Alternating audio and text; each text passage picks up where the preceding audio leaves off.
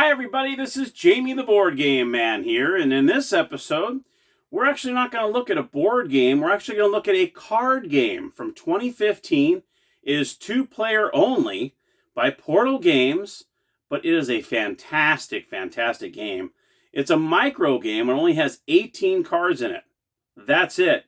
It is The Tides of Time. Let's head on over to the gamer's table. I'm going to show you how to play The Tides of Time.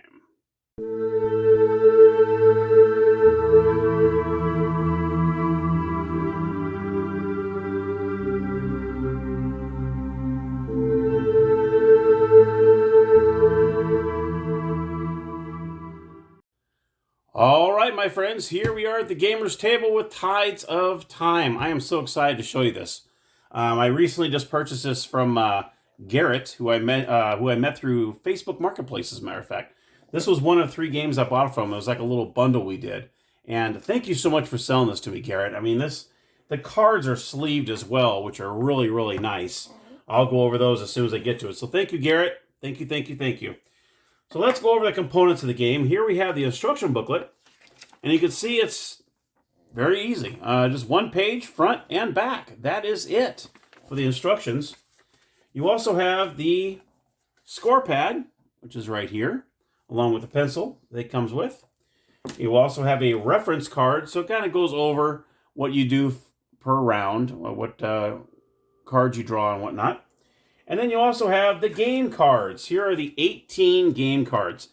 I got to show you the artwork on these. The artwork on these cards are amazing. Now, hopefully I can show this to you without any glare. But look at that. That is just amazing, the artwork on some of these. Let me show you this one here.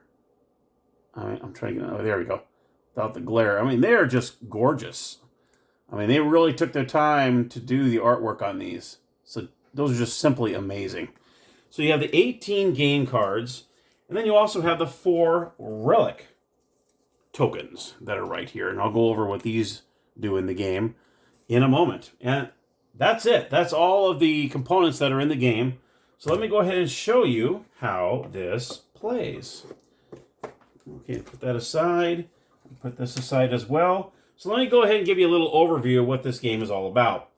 The players will be playing ancient civilizations as they prosper and collapse through time, build gigantic monuments, raise impenetrable fortifications, and amass vast knowledge as the ages pass. The greatest civilizations will leave their mark long after their collapse.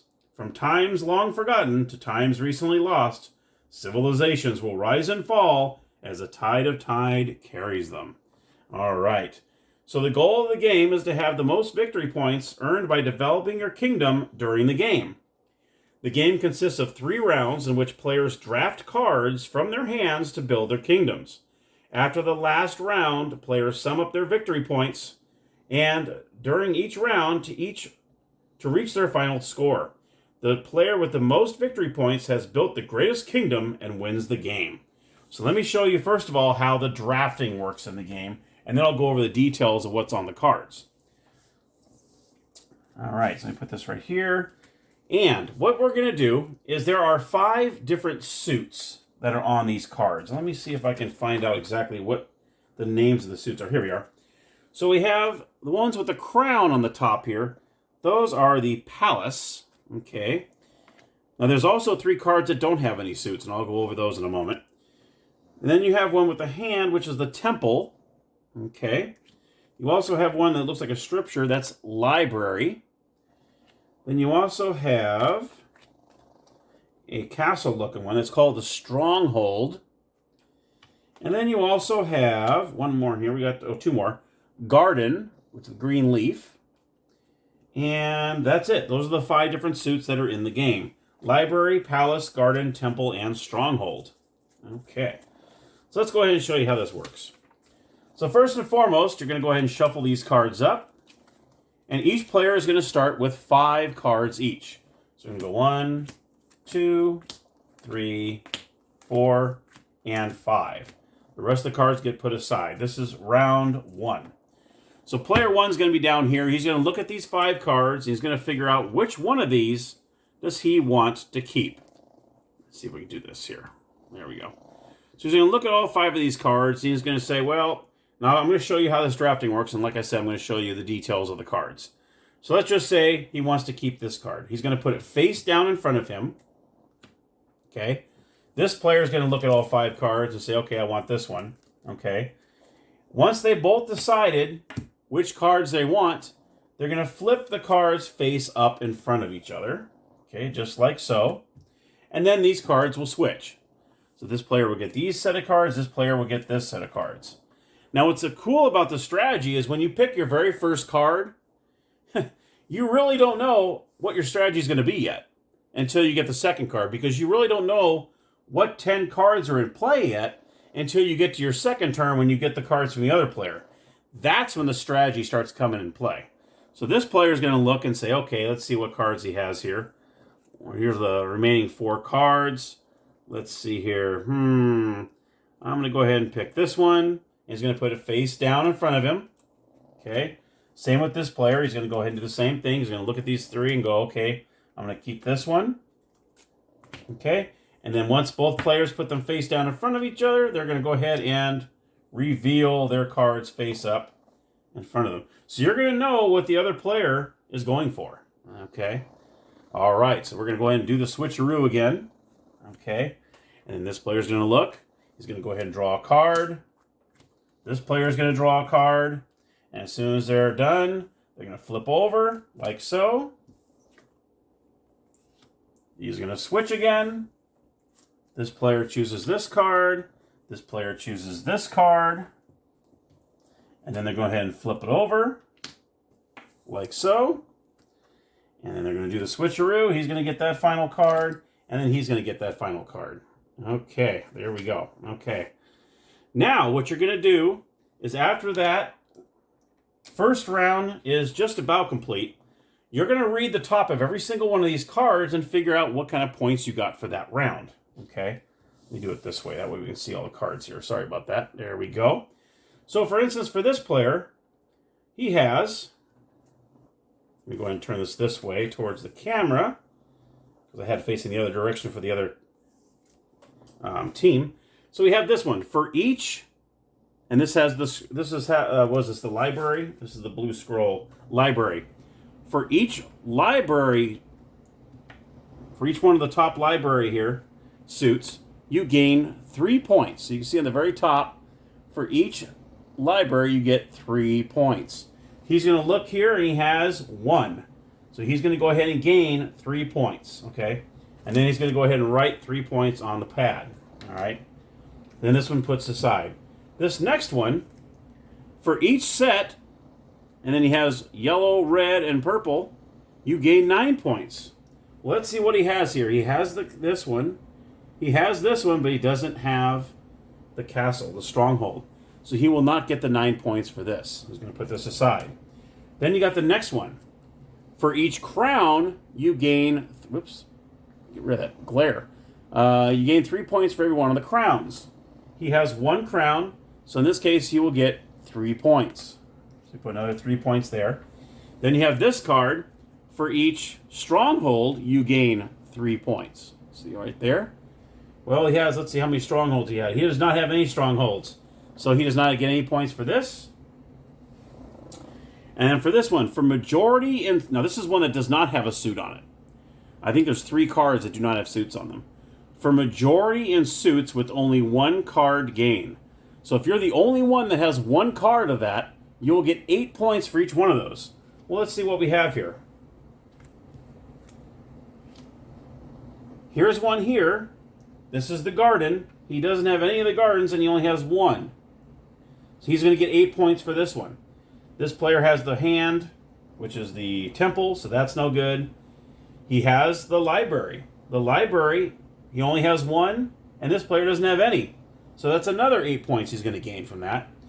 And here is the palace, but then he has a palace as well, so he won't get a point for that. And that is for majority in suits with only 1 card gain. So right off this card right here, you got 16 points.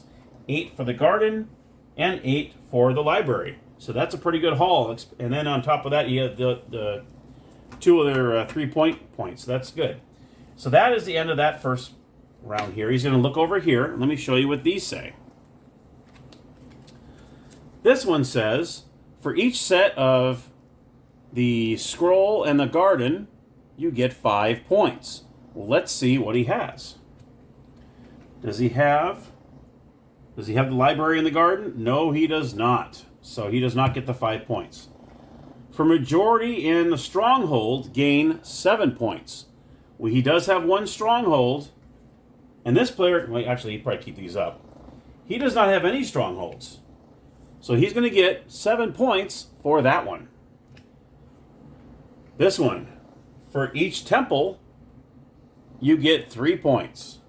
Does he have a temple? He has one temple here. So he's going to write down 3 points for this one. Okay. This one, for scoring the highest with a single card gain, you get 8 points for each one of those. So that's another good one. This is one that does not have a suit as well. So for the scoring the highest with a single card gain, well, let's see what he has here. He has a stronghold. He only has one. Don't see any strongholds over here. So there you go.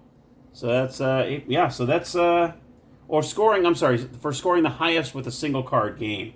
So I don't think he, let's see, I don't think he scored. Here's this one, for majority and this one here. So he did get 8 points for scoring the highest with a single card gain. He was the only one that had the stronghold. So he would get 8 points for that because the other player did not have that. That's what that means. Now we got this one here, double the amount of your most numerous suits. After the end of this first round, okay, each player is going to decide which one of these cards they want to keep to bring into the second round. So what they're going to do is each player is going to look at these and go, okay, I'm going to go ahead and keep, let's see, I'm going to keep this one. So each player is going to put that face down, okay, and this player is going to look and say, okay, I want, I want this one, okay. What's going to happen is each player decides one to keep. Now each player is going to decide which one they want to discard out of the game. So that's a big difference. I'm going to go that one with that one. So now each player goes, okay, which one do I want to throw out of the game altogether? He's going to go, I'm going to throw this out. Okay, so he takes this card and discards it, takes it out of the game. This player's going to go over here. He's going to take this one out. And there you have it. And then these three, they still hang on to these cards. Okay, so they hang on to these 3 cards. And now each player is going to get 2 more cards. 1, 2. Just like so. And then we're going to do the same thing once again for round 2. They're going to go ahead and flip these over. Okay, just like so. And then we're going to do it all over again. They're going to look at all 5 of these. And then they're going to decide which one they want to keep. At least in this round, they have a little something they can go off of. Where in the first round, after picking the first card, you really didn't know what your strategy was until the second round. And you're going to do it all over again. So you're going to look and say, okay, I'm going to keep this one. This guy's going to go over here and say, I'm going to keep this one.